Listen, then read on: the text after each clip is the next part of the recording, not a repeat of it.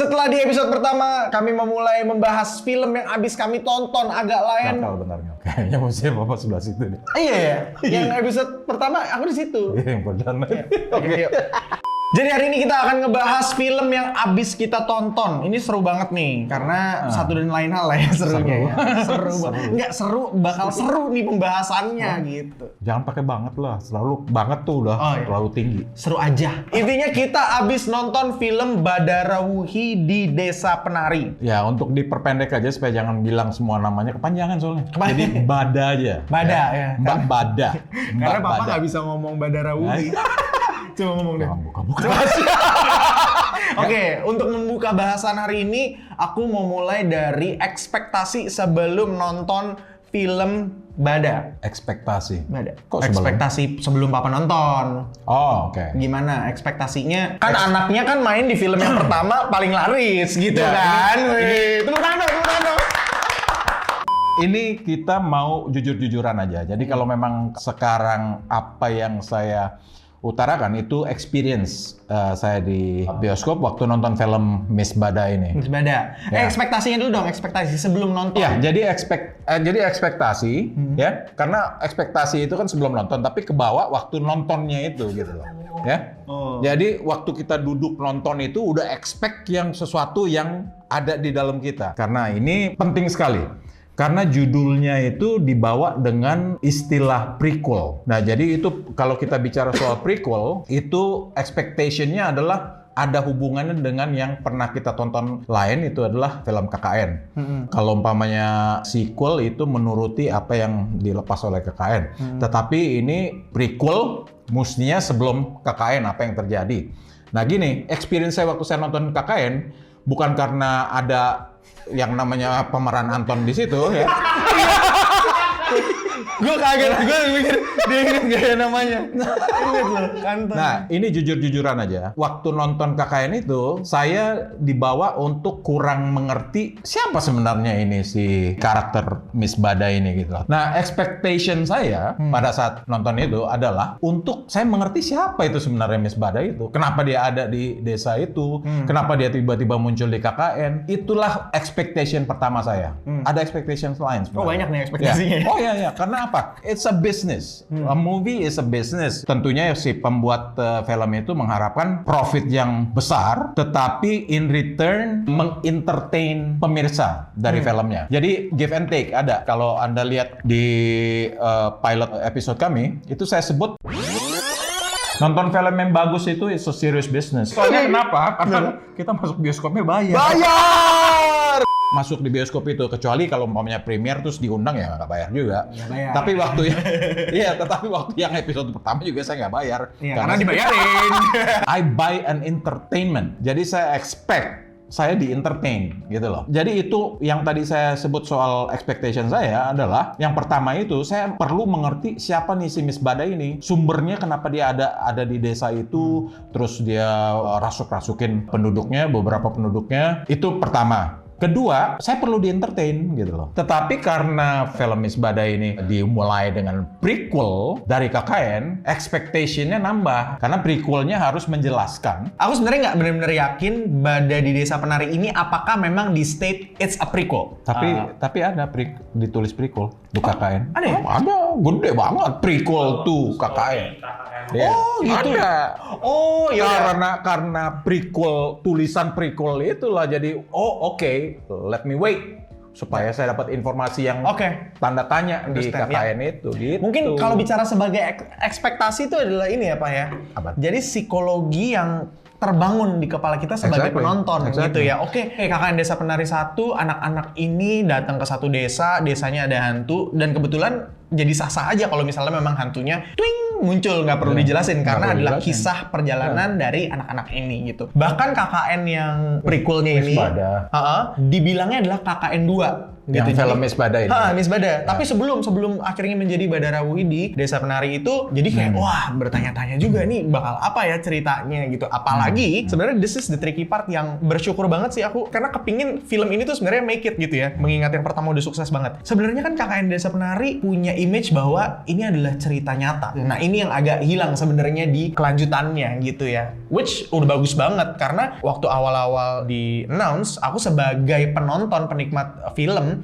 akan mempertanyakan loh emang ada kisah lain yang nyata lagi yang belum diceritain kayak gitu. Jadi terbangun tuh ekspektasinya, wah jangan-jangan ada cerita lain yang juga semistis ini atau apa. Oh ternyata prequel. Oh dan harapannya ya sama kayak papa. Gue pengen tahu nih Badarawi ini siapa. POV-nya dulu nih. POV aku sebagai yang udah nonton dan experience-nya seperti apa. Sebagai orang yang pernah berkesempatan kerja sama MD Pictures juga, aku pastinya berharap bahwa wah film ini bahkan bisa lebih sukses dari film sebelumnya gitu ya. Karena artinya kan wah kayak kita seneng juga gitu ngebuka jalan untuk yang film lanjutnya bisa lebih top lagi gitu ya. Cuman memang ketika nonton ada banyak banget lah yang membuat kayak oh gini ya, arahnya ke sini ya. Jadinya batas toleransinya sebagai penonton nih nggak boleh terlalu kritis sepanjang film aku. Jadi kayak, udah ikutin dulu aja jalan ceritanya, ikutin dulu aja.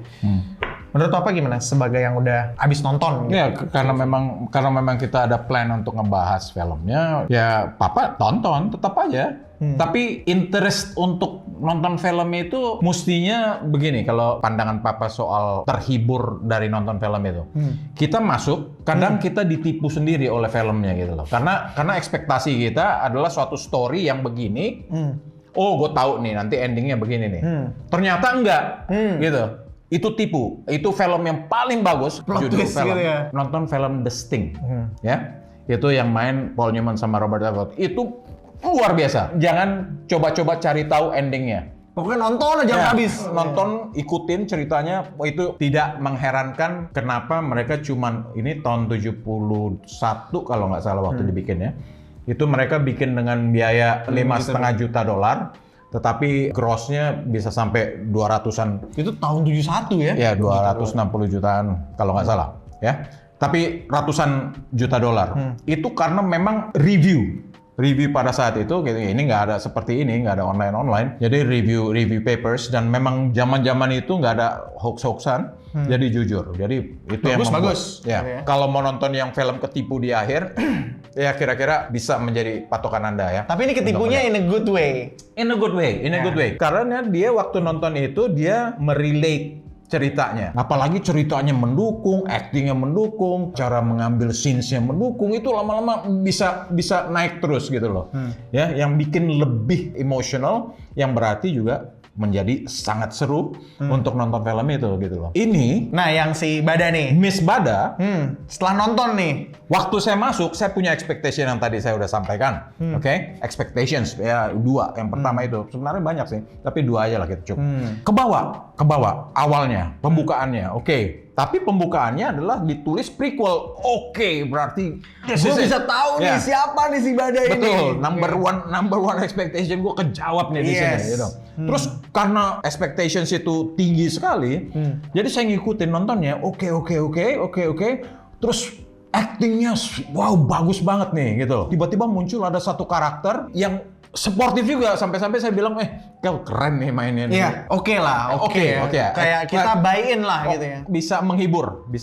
Jadi kalau aku boleh cutting di situ, pas mereka bertemu, kumpul di pasar, semua gambarnya juga bagus banget. Terus kayak, gue kesannya adalah orang kelimanya nih, gue temennya dia yang siap ikut buat ke desa itu gitu. Betul. Ya. Ada satu scene di mana kayaknya dia mau ngeliat hantu di dalam pasar itu. Wah itu kayak, wah ini bakal terrifying banget nih, berarti bakal horor banget gitu ya, kayak udah ke-build lah gitu. Wah ini di samping saya akan nanti dikasih tahu siapa si Miss Bada ini, asal-usulnya. Ini juga kayaknya expectation kedua bisa terpenuhi, yaitu adalah terhibur dalam nonton film ini. Tapi waktu mereka mulai jalan masuk desa ini, ada jembatan yang dilaluin, terus saya tanya sama orang yang udah pernah ikutan di film KKN, yaitu si karakter Anton itu. Saya tanya, ini dia orangnya.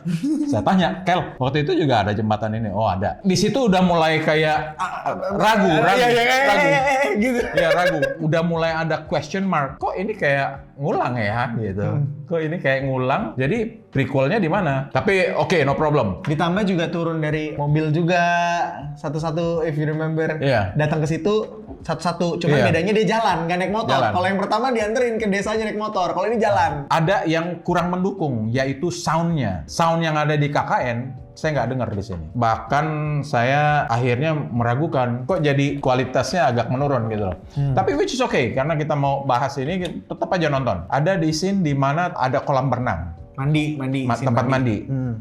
Di KKN sebenarnya juga ada di situ. Udah membuat expectation nomor 1 itu menurun di diri saya gitu loh. Karena ternyata apa yang saya expect itu tidak terjawab. Jadi kalau yang namanya ditaruh di depan judul prequel, mendingan nggak usah ditaruh. Tapi karena saya ngerti kenapa mereka taruh prequel itu, pemikirannya adalah, ya itu kan ada hubungannya dari gaya ceritanya. Enggak, gaya cerita itu bukan prequel namanya. It's just a matter of the genre. Jadi kalau kayak kamu bikin musik, satu album jazz, terus bikin musik jazz lain, itu genre namanya. Tapi kalau kamu bilang prequel dari album yang berikutnya, itu mestinya menceritakan elemen yang ada elemen yang ada di album pertama disambung ke album kedua. Begitu juga di sini gitu loh. Jadi nomor 1 tidak terjawab. Dan karena terus saya mengerti bahwa oh ini tujuannya adalah untuk bikin aja gitu loh. Bikin aja karena KKN pernah bikin, ya udah taruh prequel. Terus ya suka-sukalah, yang akhirnya expectation nomor 2 saya ya boom, jatuh juga. Mulai resah tangan saya. Mulai resah, saya mesti ngomong apa ini gitu kan. Yang namanya emosi build up itu ya hilang gitu loh.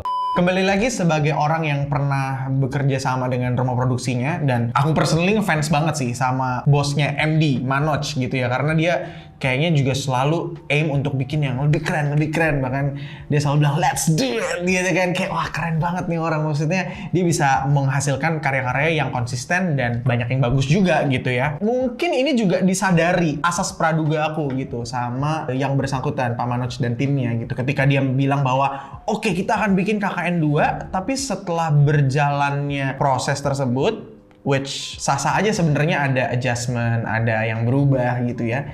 Mungkin dia juga sadar, bentar deh, kita kan ini prequel, kita ngangkat Badara Wuhi gitu ya. Tapi kok ceritanya ini sebenarnya kayak, oke, KKN Desa Penari adalah kejadian yang terjadi di tahun berapa? 2000-an awal. Nah, kemudian ada lagi cerita yang Badara Wuhi di Desa Penari adalah kejadian yang terjadi di tahun 80-an.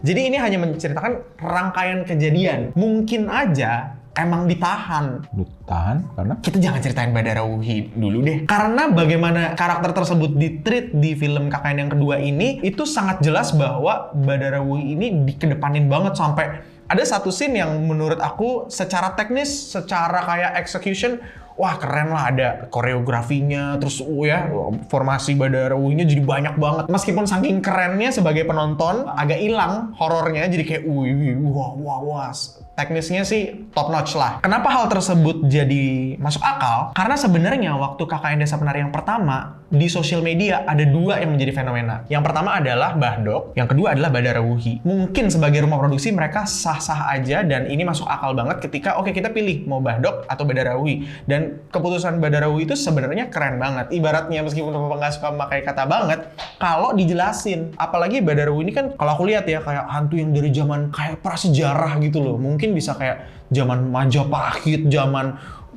dulu lah gitu. Terus mungkin juga dengan bahasa Jawa yang sangat-sangat tradisional gitu, itu akan menambah keseramannya gitu. Kalau boleh Papa utarakan ceritanya begitu. Jadi karena expect saya untuk dijelasin siapa si Miss Bada ini, jadi expectation saya seperti ini. This is my imajinasi saya. Saya perkirakan nanti ceritanya gini, jadi si Bada ini, Miss Bada ini dicerita zaman dulunya, kenapa sebelum dia jadi roh jahat, kenapa rohnya nggak lihat di afterlife, malah markir di desa itu. Jadi perkiraan saya gini, dia pernah ditipu oleh suaminya, gitu.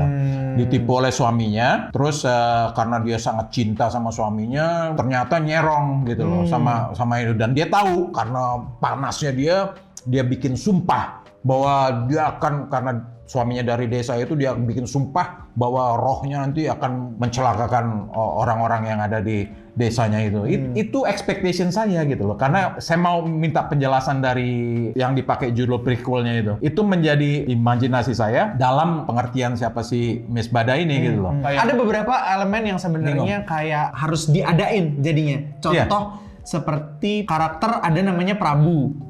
Dia ketapel-ketapel itu, which is ya fun. Tapi mungkin sebagai penikmat film nih ya, bukan sebagai pelakunya, tapi penikmat film kesannya kayak ya udah tiba-tiba Pak Prabu dicoplok di situ out of nowhere, supaya kesannya ada Pak Prabu yang dari yang pertama. That is not prequel. Itu hanya memakai karakter. Jadinya ada satu karakter yang menurutku wah tugasnya berat banget, yaitu Mbah Buyut. Karakter Mbah Buyut menjadi sangat berat.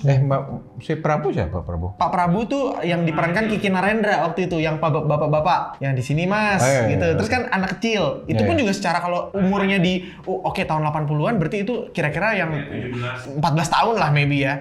Terus 20 tahun kemudian 34. Sepertinya Pak Prabu yang di KKN pertama tuh seperti sudah sangat dituakan gitu, which mungkin umurnya Mas Kiki Narendra awet muda ya, cuman waktu Pak Prabunya gue ngerasanya sih 45-an gitu loh, jadi kayak kayaknya secara tapi ya udah gue coba lupain. Tapi Mbah Buyut itu jadi kesannya dia harus glue everything bahwa tetap ini sesuatu cerita yang prequel gitu ya. Dan maaf kata, kenapa orang yang sama dipakai? Sayang banget, karena mukanya sama di KKN. Cuman rambutnya di KKN putih. Iya, tapi raut. Iya, mungkin dia abis chat kan. Tapi raut mukanya, wajahnya sama, kayak kaget saya. Dia lebih awet tua berarti daripada awet muda ya. Ada beberapa part yang kayak aku bingung gitu. Bentar, ini udah sampai mana sih gitu, yang tiba-tiba hujan deras, banyak orang, terus tiba-tiba jump gitu. Ngerasanya semoga gue yang ngerasa kayak gini dan semoga gue salah gitu ya. Cuman ada perasaan bahwa kayak Lego gitu, kayak kereta mencoba disambung. Oke, ada satu kejadian ini, terus kayak disambung. Jadi nggak seamless gitu. Transisinya gitu ya. Tapi tetap berasa, ini Act 1, Act 2, Act 3. Tapi ada beberapa yang patah banget dan elemen yang kerasanya yaudah ditaruh aja di situ. Jadinya kesannya untuk sekedar glue everything. Which brings me to the next discussion. Apa yang bagus dari Badarawidi Desa Penari dan apa yang mungkin menurutku nggak kena. Buat aku Badarawidi Desa Penari ini kayak sebagai pertunjukan yang sangat-sangat megah dalam hal teknis pengambilan gambar, teknis transisi, keren banget. Terutama di 1/5 film awal tuh yang ada banyak pasar gitu-gitu. Kayak wah, ini nih kelihatan nih kerjasamanya sama Lionsgate. Pak Manoj is aiming for Hollywood, berasa di situ. Kayak keren. Aku ngerasa wah KKN 1 selesai nih. Tapi setelah 1/5 film itu ibaratnya retention rate aku kalau di social media itu langsung karena jadi bingung, wah what's happening gitu loh after 1/5 itu gitu ya. Jadi sebenarnya sayang sih ekspektasi yang udah dibangun di 1/5 film itu. Apakah memang sebenarnya ceritanya itu membutuhkan teknis yang senjelimet ini, se-complicated atau se-level up ini? Jangan-jangan karena terlalu mempertontonkan teknis, jadinya esensi, authenticity daripada cerita dan tujuan ceritanya itu jadi nggak sampai. To me itu sih. Nah itu tadi yang saya sampein ya, sampai scene yang ada kolam renangnya itu. Jadi waktu saya di bioskop itu sedang nonton, saya langsung berpikir apakah kemungkinan besar yang 1/5 ini disutradarai oleh orang lain gitu loh. Karena beda banget 4/5 ke depan ke belakangnya itu sama 1/5 di depannya. Itu dengan 1/5 di depan itu beda banget. The quality is so different. Jadi akhirnya saya ambil kesimpulan bahwa ini kecurigaan aja. Kemungkinan gini, si penulis skrip yang dalam 1/5 itu sebenarnya itulah yang mestinya ditulis untuk film itu. 4/5-nya lagi mungkin ada tulisan yang melanjut ini hanya berandai-andai aja. Somehow dirobah tulisan itu gitu loh. Nggak seperti yang ditulis di sini lagi. Jadi berubah banget skripnya. On a scale 1 to 10? Scale 1 to 10. Sebenarnya saya sebut 5 lah. Ya 5. Oke. Dalam arti kata sebenarnya bisa jauh lebih progresif lagi di nggak apa-apa kan artinya ada headroomnya banyak jadi kedepannya bisa diisi. Kalau gini, karena ini 9 headroomnya kecil. Karena saya udah sebut competition dalam arti kata gini antara sesama filmmakers gitu dalam having the trend ini di film ini soalnya nggak ada trennya. Jadi apalagi udah salah pengertian soal judul pertamanya itu prequel. Oke. To me, on a scale 1 to 10,